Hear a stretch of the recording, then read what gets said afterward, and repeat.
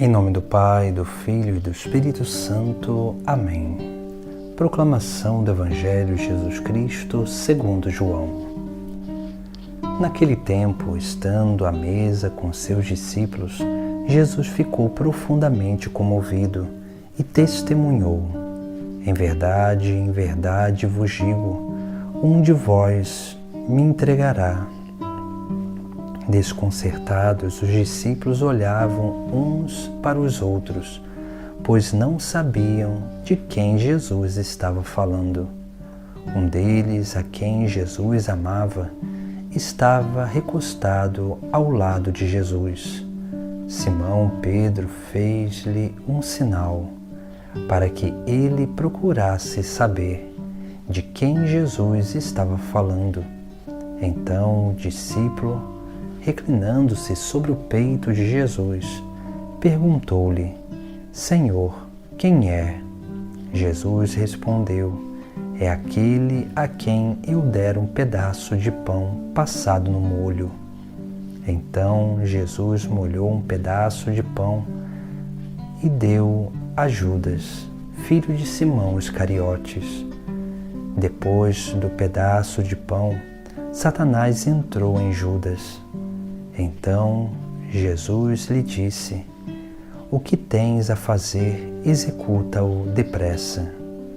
Nenhum dos presentes compreendeu por que Jesus lhe disse isso. Como Judas guardava a bolsa, alguns pensavam que Jesus lhe queria dizer: compra o que precisamos para a festa, ou que se desse alguma coisa aos pobres. Depois de receber o pedaço de pão, Judas saiu imediatamente. Era noite. Depois que Judas saiu, disse Jesus: agora foi glorificado o Filho do Homem, e Deus foi glorificado nele. Se Deus foi glorificado nele, também Deus o glorificará em si mesmo, e o glorificará logo. Filhinhos, por pouco tempo estou ainda convosco. Vós me procurareis, e agora vos digo, como eu disse também aos judeus: para onde eu vou, vós não podeis ir. Simão Pedro perguntou: Senhor, para onde vais? Jesus respondeu: para onde eu vou, tu não me podes seguir agora, mas me seguirás mais tarde. Pedro disse: Senhor, por que não posso seguir-te agora? Eu darei a minha vida por ti. Jesus respondeu: darás a tua vida por mim? Em verdade te digo, o galo não cantará antes que me tenhas negado 3 vezes. Palavra da salvação. Hoje, no Sagrado Evangelho, contemplamos mais 3 figuras essenciais dentro daquilo que é o mistério sagrado da obra de salvação que é realizada pelo próprio Cristo. Nós vemos a figura de Judas, de João e de Pedro.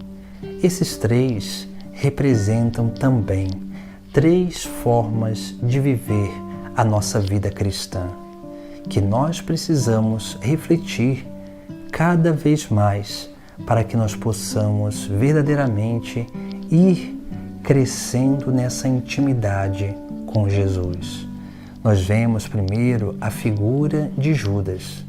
Judas é aquele que entregaria Jesus Cristo, aquele que por ganância venderia Jesus Cristo por 30 moedas de prata. Veja que esse homem, ele pela sua ganância, ele não mais pensava na obra de salvação. Ele não mais pensava naquilo que era a sua amizade, a sua intimidade com Deus, com Jesus Cristo. Mas ele estava pensando somente em si mesmo. Por isso que nós precisamos ter esse cuidado com o nosso egoísmo, o nosso egocentrismo, porque muitas vezes nós podemos adentrar no caminho estar na igreja, mas dependendo da nossa motivação, o seguimento não é um seguimento verdadeiro de Jesus Cristo, mas nós podemos estar seguindo os nossos próprios prazeres, os nossos próprios desejos. Por isso que nós temos também a figura de Pedro e João. Essas duas figuras representam aquilo que é o amadurecimento da nossa vida de união com Deus. Porque veja que a figura de Pedro, ele é esse que está sempre nessa atitude de serviço, de querer fazer o melhor para Jesus Cristo. Mas Pedro, nesse momento do Evangelho, ele ainda tem um certo orgulho que não permite com que ele reconheça a sua fraqueza. E ele mesmo vai dizer que daria a vida por Jesus Cristo, mas o próprio Cristo vai dizer que ele o negaria 3 vezes. Veja que Jesus ele revela a fraqueza de Pedro, e é por isso que quando ele nega a 3ª vez, o galo canta e ele vai chorar, porque ele vai lembrar daquilo que Jesus Cristo havia dito a ele. Assim também é a nossa vida. Todos nós temos as nossas fraquezas e nós precisamos ter esse cuidado para não deixar crescer a soberba, o orgulho, a vaidade no nosso interior, porque esse vício, esse pecado interior, ele vai nos impedindo de verdadeiramente sermos livres para seguir o caminho que Jesus Cristo nos propõe, esse caminho de salvação. Nós precisamos ter esse grande cuidado, porque muitas vezes o nosso orgulho, ele faz com que a gente não abrace a vontade de Deus, mas busque fazer tudo do nosso jeito, da nossa própria forma.